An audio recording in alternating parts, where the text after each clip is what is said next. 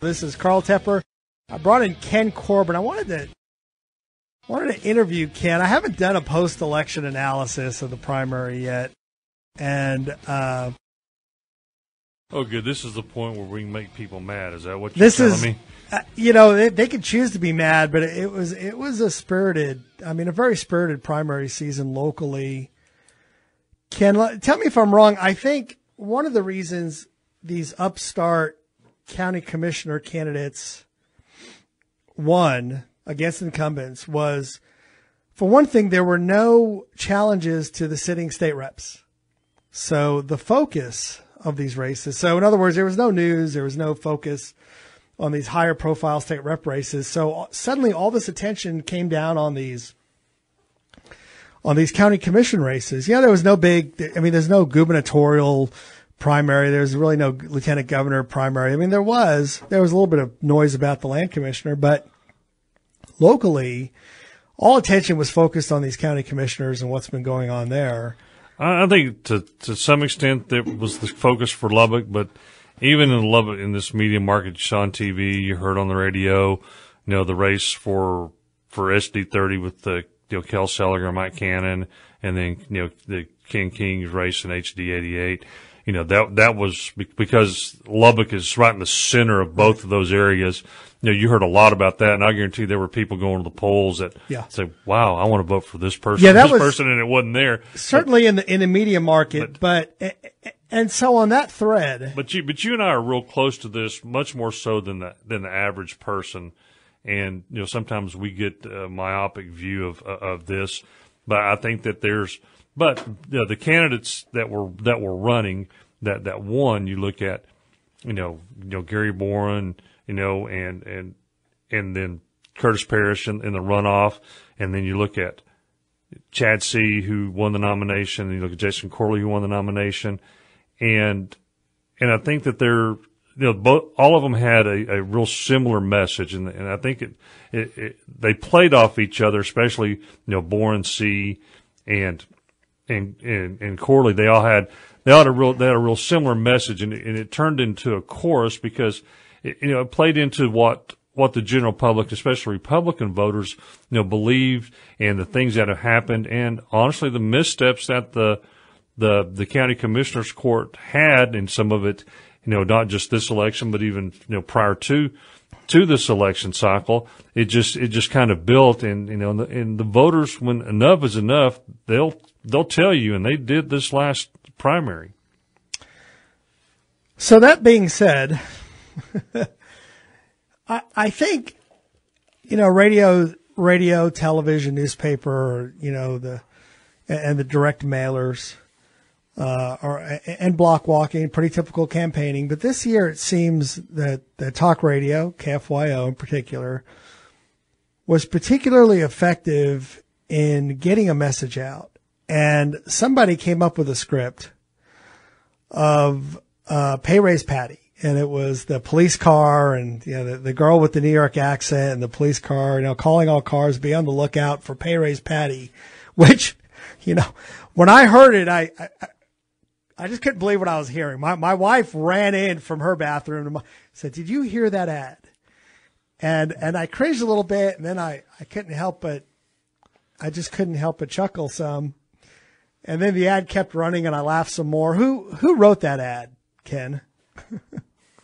Well, you're trying to set it up for me, but I wrote that ad. That was my idea. You wrote the ad and had it produced, and well, it's one of those things. Somebody comes to us at KFYO and they say, "Hey, I've got running. I'm going to do this, and here's what I believe," and so if you ask for help, we'll sure give it. That's our job here, KFYO, and I am involved in politics, and if it's somebody I like, I'll go outside of my normal bounds to help, but anybody, doesn't matter who you are. I've even helped edit Democrats' ads when they've come and spent money here, because that's my job, and I have to have have to be fair, because for me, if somebody's going to run on our station, I want them to sound credible, because I want them to have a good experience, because they've got friends that are in business. They got friends that might want to do some stuff with KFYO. So I want their experience on KFYO to be positive, even though I might not totally agree with them. I can't be partisan here, but if somebody comes and asks for help, and I come up with an idea for them, then I'll be glad to help them out. And they're a customer. But I guess this is a little unusual, and I guess I'm naive about this. Seriously, I don't know. Is this typical of the type of service you get at a radio station? You were no. I mean, it was because it was so effective. Well, you always try to write. If a customer asks you, it doesn't matter if it's if it's a political client or if it's one of your business clients. You always try to write an ad that's effective, because honestly, you want them to come back. You want it to be a positive experience, and that's where, and you look at some of the production done by the TV stations. They put the best that they can on that when they produce the ads for the clients, whether it's political or not. But the script is usually written by a campaign manager or the candidate themselves. Is that right? Well, sometimes on some campaigns, when you talk about like state reps, they have somebody that's a hired gun, so to speak, that helps them. But you get on the down to ballot races, you have some people they've never done it before. They have no experience in the political process, or if they had, it wasn't necessarily a positive experience, because we had several that won this time that in previous races had gotten beat, and so they have an idea on stuff, but then they come in and they need some help. They don't have a hired gun consultant. And they say, hey, here's what I believe. Can you help me put this together? And I'll do my best to help them. And that's just, and I think the same thing with the TV stations. And I think whenever they go to the print shops in town, they try to make, because everybody wants the work that they do to be reflective of what their business can do, whether it's, KCBD or Channel 28 or Midtown Printing or KFYO. I mean, we all want, what's on our airwaves or what's our representative of our product to be good. And sometimes you hit a home run like the Pay Raise Patty ad. But there were several good ads, some others that I helped with, and some others that quite frankly the candidates had most of the ideas themselves, and do a little editing for them and help them refine their message a little bit when they ask for help. And it's just one of those things. You come in and ask the right questions, I'll give you the answers. Even though there are times when I've consulted people outside of this market that, I had no problem, charging a fee on consulting, but I don't do that here. I mean, the pay raise, it was extraordinary this time in that this was a candidate first time candidate, complete novice. I met with him and thought, boy, there's an opportunity here. I think the incumbent's vulnerable, but I'm not sure, this guy has the ability to get over the top. But then, he did. In my talks, Chad was, he had, and we're talking about Chad C, who ultimately won that race. Honest, sincere, a businessman, small businessman, businessman. He had the right idea. He knew what he wanted to do with it, but he, with his campaign, but he didn't know. He said, I need something to stand out, and and just he knew enough to ask. He knew enough to ask, and so I had one day that the idea came to me, and I just one night just on the internet, and it's something about had one of the you can get the scanners. You see the scanners that did you now listen to on the internet, and I thought it just came to me, and about 20 minutes later, I had the script written. It's just one of those things. It's just, just so just so the listeners know out there, I've heard now there are some candidates who did not hire Town Square Media or Ken to work on this stuff. I've heard some of those scripts, and some of you incumbents who got beat need to realize you got beat anyway, but boy, there was some rougher stuff out there that could have happened that did not. So, it's everybody that gets involved tries to do, to do good work, and it helps having a good candidate. And when you're an incumbent that has the record that some of our commissioners had, honestly, it was quite easy to go against on an ad that client came in and asked for. When you're in office for so many years, you just get vulnerable. It happens anyway. This is Carl Tepper and Ken Corbin. I want to keep visiting with Ken at the backside of this break. We'll talk to you in a few minutes. This is Carl Tepper and Ken Corbin. I'm kind of interviewing Ken because it was such an interesting, colorful primary season. A lot of focus on the county commissioner races. Now, yeah, I popped in to say hello and said, "Hey, come in. I want to talk to you. In the last hour." And I was like, oh, "Okay, Carl." I was thinking about who I wanted to talk to this morning. I stayed up last night thinking about it. There was no one I just died to talk to. And Ken popped in. I thought, I want to talk to him. So now that it's not all said and done, we have a runoff. Gary Boren and Curtis Parrish. Yeah, both good men. Good guys. I could live with either one of them. I think Gary Boren would complete sort of a triumvirate of guys wanting to make substantial changes to the way the county's run. I think, listening to Gary's message and Gary's background, I think that Gary would fit in well with what, Chad C. and Jason Corley, have in mind what they ran on, because sort of the draining the swamp attitude at the local level. The message of all three of them were very similar. And not that Curtis wouldn't fit in. It's just that wasn't his message, and I don't think that's his desire to be an agent of change and roll back salaries and the whole bit and talk about taxes. That really wasn't his focus of his campaign. Curtis's message is, I've never heard this before. Now, it worked for Susan Rowley in the JP race, which was another pretty interesting race. She did a great job campaigning. Which was, I'm a lawyer, I'm more qualified because these are they're not quite judicial positions, although it's called county judge, which confuses people, or justice. They were meant by the legislature, the founders of the state, I guess, to be citizens. You don't have to be a member of the bar, have a law degree. But this is the first time I've ever seen attorneys campaigning on, vote for me, I'm an attorney. And it was surprising because for Susan Rowley it worked.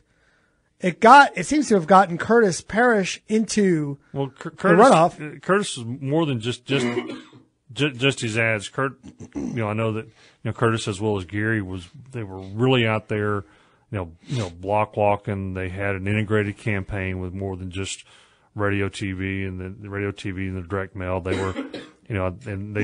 Those type of campaigns always work when you have a ground game, have a message, and you execute it across multiple mediums.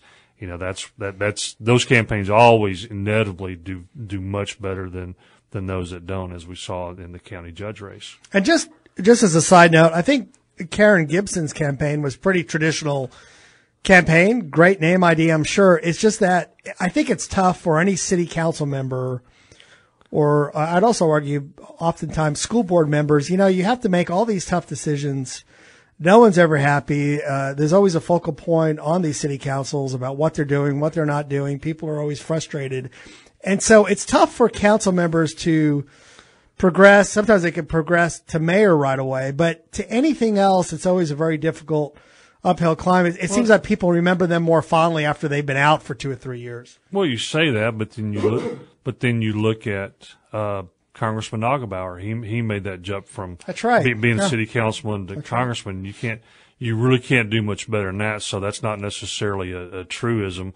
But as you go through, there's probably things that if you were to totally break down the campaigns, I don't think she was out there as much as the other two candidates. She was out there, because there's people that said that they saw her block walking, and but I think she did a direct mail piece or two. But I didn't see any electronic media at all from her, and so it's I don't know if she's thought that she was going to try to make it to the runoff and then really hit it hard, which is never a good strategy. But I don't know, because I never talked to her, the people on her campaign, that why they chose to do what they did, but obviously that what she did didn't work. Now she's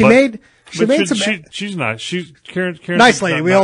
Nice lady. We love her. She made some accusations on the Chad Hasty Show. Got wide. It seems to have backfired, but she probably had nothing to lose. I mean, she probably had some polling showing that she needed to shake it up somehow. Those last-minute shake-ups rarely work, but you have to try something, and she did, and it didn't. I don't think it went as expected, but it was a tactical. It was a tactical Hail Mary, I think, to try to shake it up. Well, it wasn't very well rehearsed, if you heard that, but that's that's kind of at this point it's water under the bridge, and those type of things rarely work. So just future advice to anybody else running. So going back to Gary Boren and Curtis Parrish, if you're on the Boren team, I'd be a little concerned that, Curtis Parrish is an attorney. It's called a county judge, and he can turn himself also into a tax reformer, but Gary Boren can't turn himself into an attorney.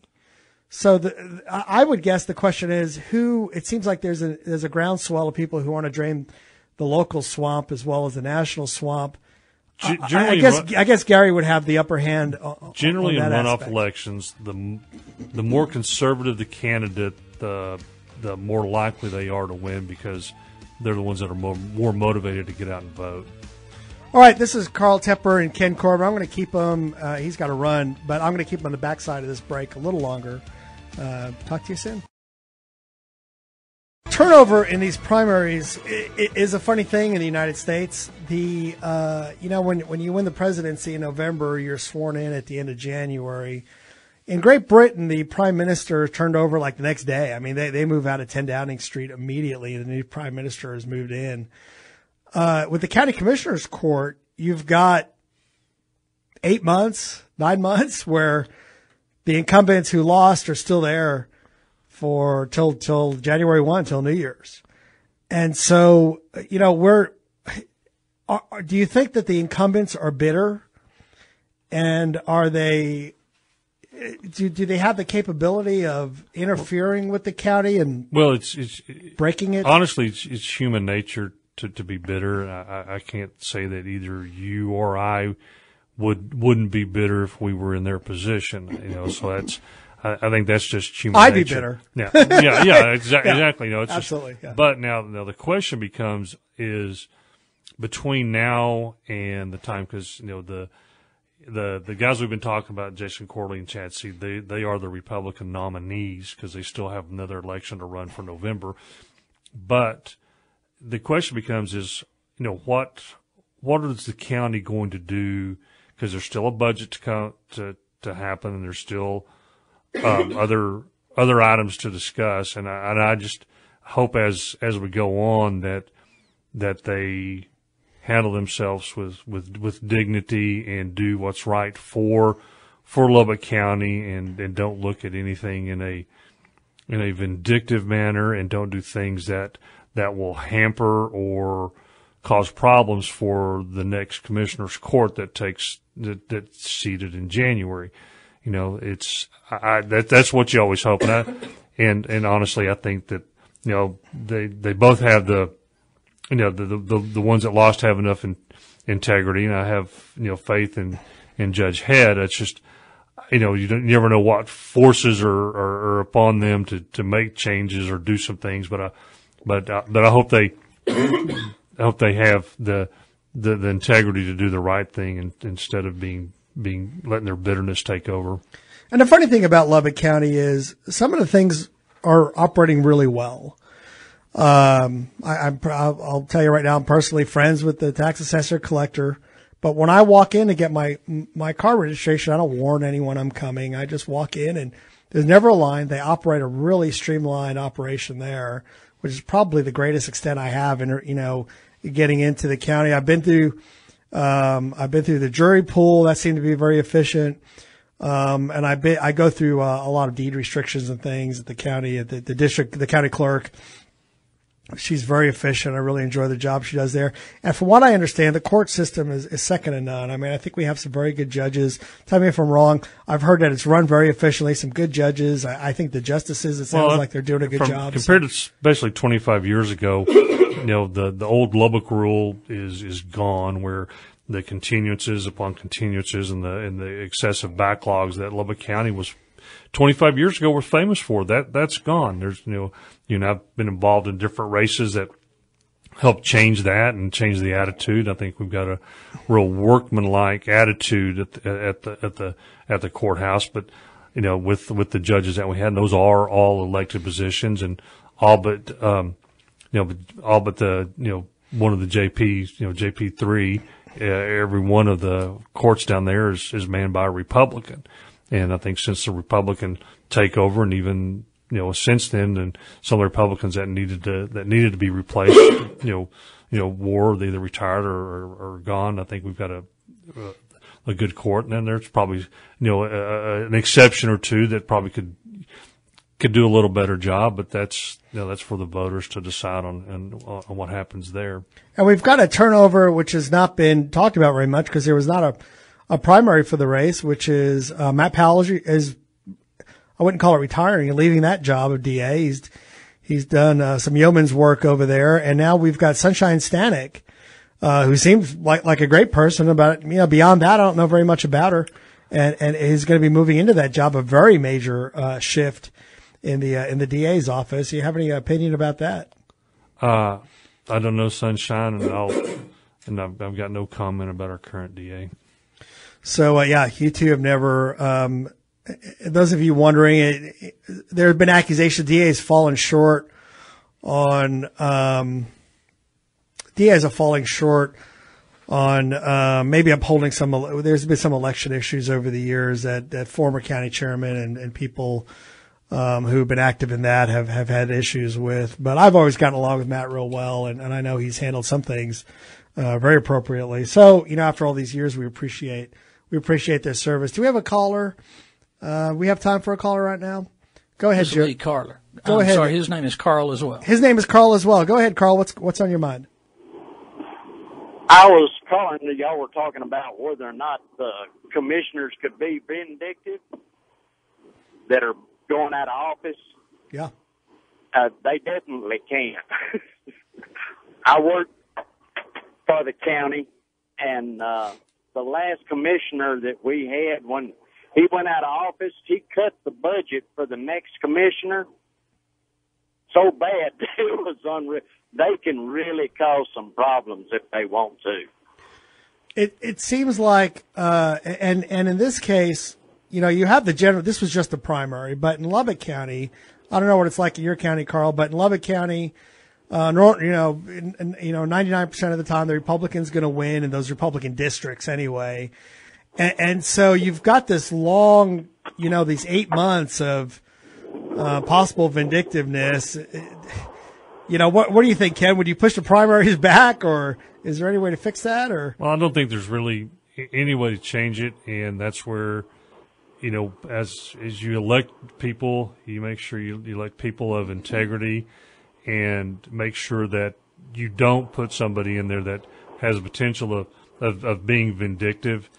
But that's, with that said, human nature sometimes sets in, but you want to make sure that if they do something vindictive, hopefully we have enough of a whistleblower system in place and enough of press and media in Lubbock to call them on it and to make sure that they, whatever they do gets exposed, because if they're going to do something vindictive, then their reputations need to be sullied in the process for being vindictive. Carly, you're in a different county, right? Which county are you in? Are you able to say?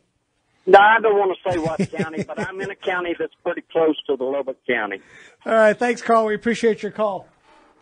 All right. It's time for a break, and go ahead and cue it up, Jody.